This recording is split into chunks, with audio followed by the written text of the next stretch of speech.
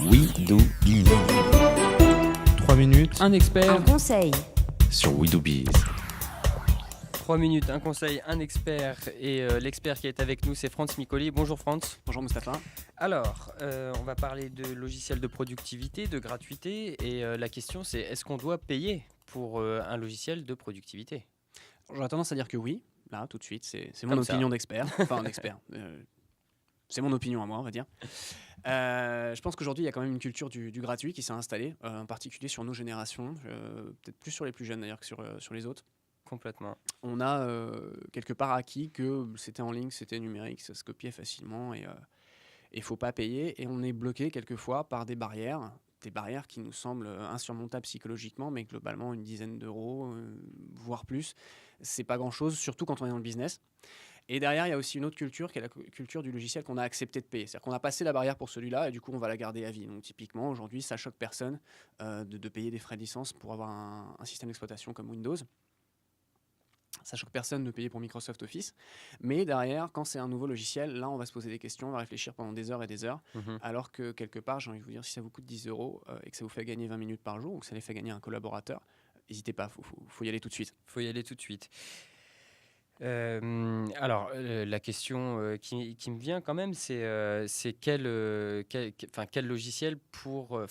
quel investissement plutôt pour quel logiciel et est-ce que je ne suis pas clair ? Non. Enfin, moi, je trouve que c'est assez clair. On se comprend déjà, c'est pas mal. Ok. Bon, c'est génial. Ensuite, non, je pense que ce qu'il faut voir déjà, c'est la perte de productivité qu'on a. Donc, on a une perte de productivité sur 2 axes. Je dirais, on a une perte de temps déjà. Donc, on va avoir des gens qui vont travailler en plus pour faire des tâches relativement répétitives. Donc, ça, c'est un premier point.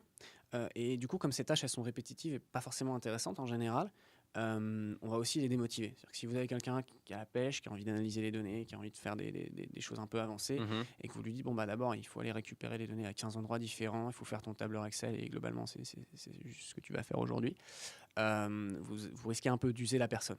Ouais. Aujourd'hui, je pense qu'il y a des tas d'outils qui permettent de gagner du temps de manière très concrètement sur du traitement d'email. Il y en a un, par exemple. Quelques outils, ouais. J'ai Boomerang en tête, qui s'intègre à Gmail, qui permet de...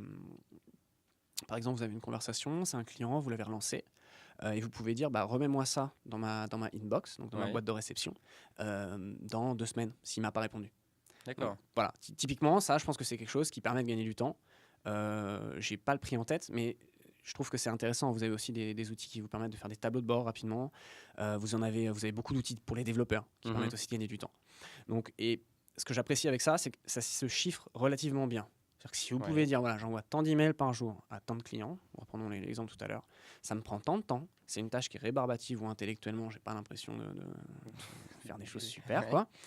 Voilà, ça se met sur un tableur Excel, vous regardez le prix, et à la fin de la journée, vous savez combien vous coûte la personne, et vous dites, ce serait bien qu'elle bosse sur autre chose, et vous voyez tout de suite si c'est rentable ou pas.